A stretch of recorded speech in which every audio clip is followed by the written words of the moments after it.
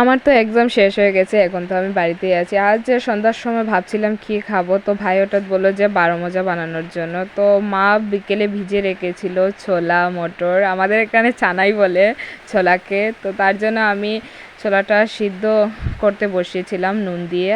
আর আর ছোলার সাথে ছোলাগুলো সিদ্ধ হতে হতে আমি এদিকে কেটেছিলাম যেগুলো জিনিস লাগবে বারো মজা বানাতে, আমি সেগুলোই কাটছিলাম সবজি।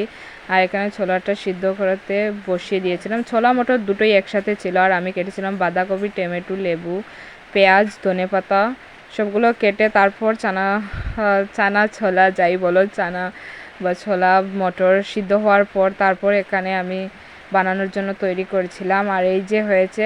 তোমাদের ওখানে বা তোমাদের ওদিকে কি বলে বারো মজাকে? আমাদের এদিকে তো বারো মজাই বলে।